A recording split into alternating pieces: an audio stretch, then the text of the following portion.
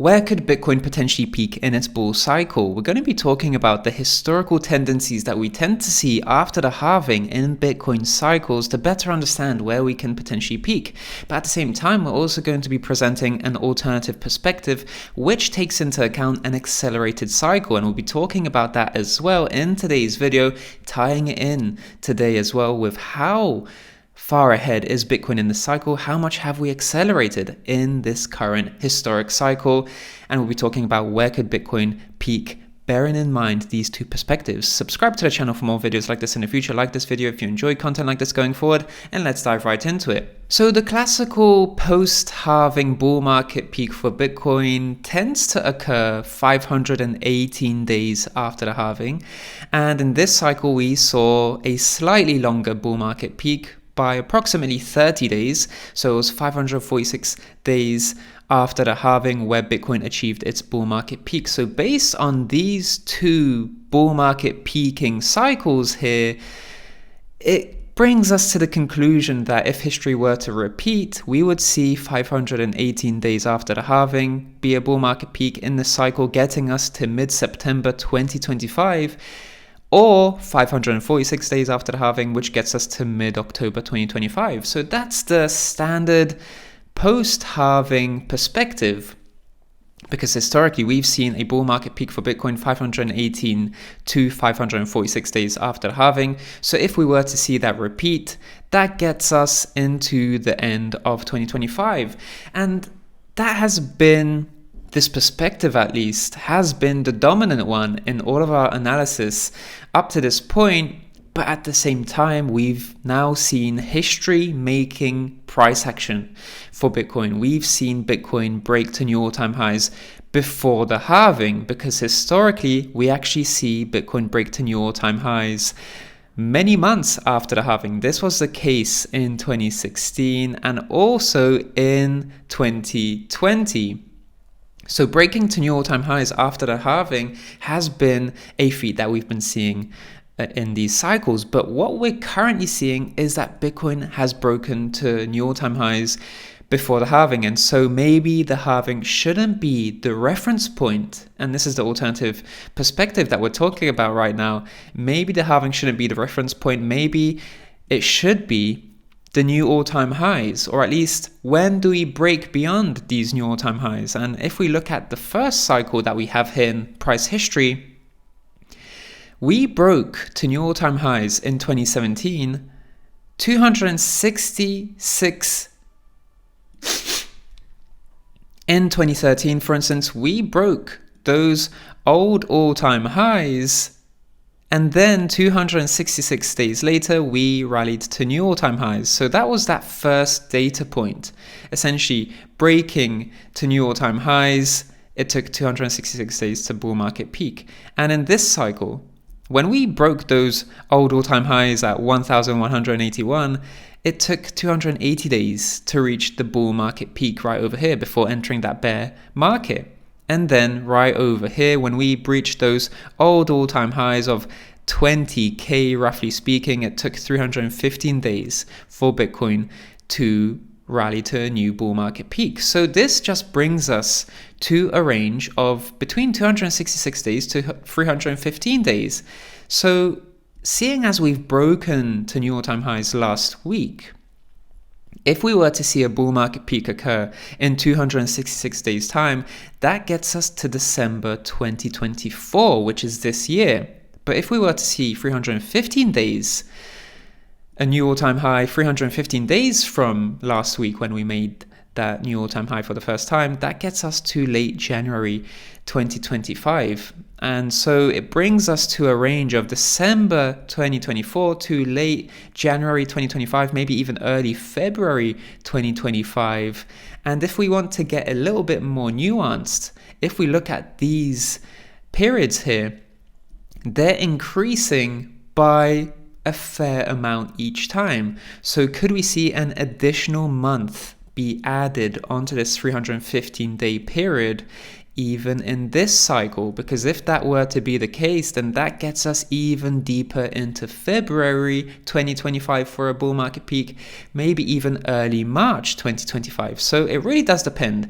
Are we going to be looking at this range of 266 to 315 and then measuring that essentially from current levels and right now, and propagating those days into the future? Or are we going to get an inclining tendency by approximately 15 to 30 days? And will we add that on in the end to get us to February, March 2025 as a bull market peak essentially? Because we are in a accelerated cycle. We've broken to new all-time highs last week, and old all-time highs have been demolished right now. But this tends to be the case 214 days after the halving. So 214 days approximately is historically when Bitcoin has broken to new all-time highs. But the fact that we're breaking to new all-time highs already 1 month before the halving, so around 40 days in fact, so it's just a little bit over a month, plus 214 days, we are now approximately 245 days to 250, 260, depending on how you calculate it. That's how far along and how accelerated we are in this cycle. So it's around 240 to 260 days that we're ahead of schedule. So if we just look to this primary perspective that we've been working on for a while now, 260 days is approximately half this time. So maybe we are half the way. We've cut the cycle length in half because of this acceleration.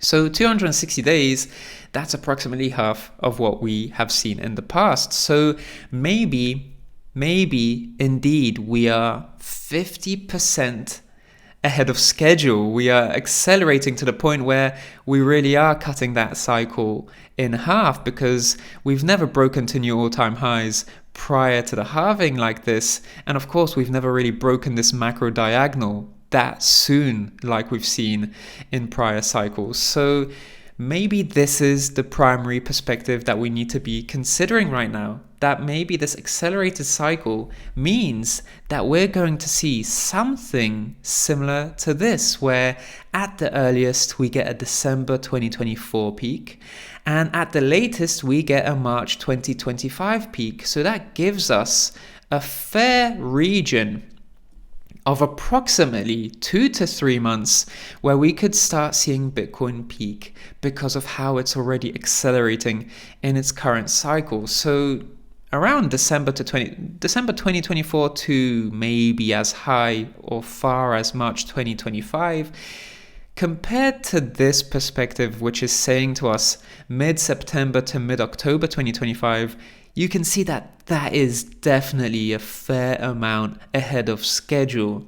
So really different perspectives here.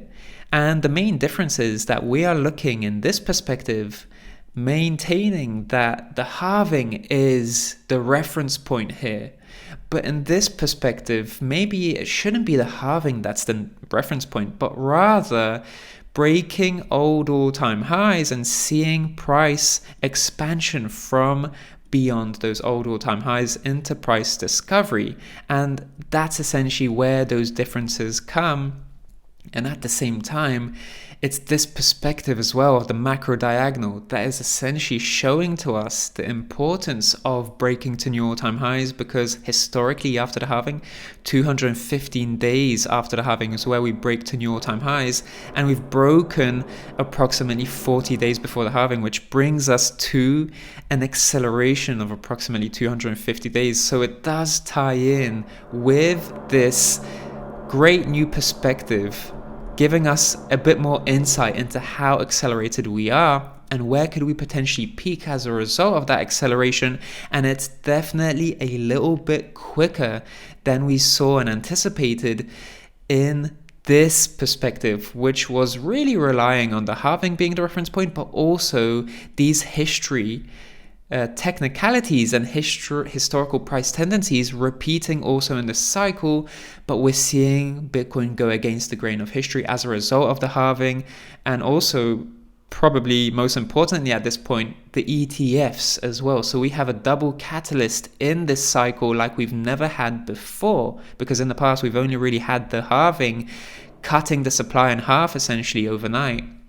Whereas here, we're also having the halving in 35 days or so, cutting the supply in half, but also the ETF, which is really increasing the demand as well. So there truly is also a demand shock and a supply shock, which these two catalysts are hugely influencing price and accelerating the cycle as a result. And therefore, history isn't repeating. We are making new history, and maybe we need to prepare for a new bull market peak occurring a little bit earlier than expected. Subscribe to the channel for more videos like this in the future. Thank you so much for watching. Like this video if you enjoy content like this going forward. I'm Rex Capital, and I'll speak to you in the next one. Speak to you soon.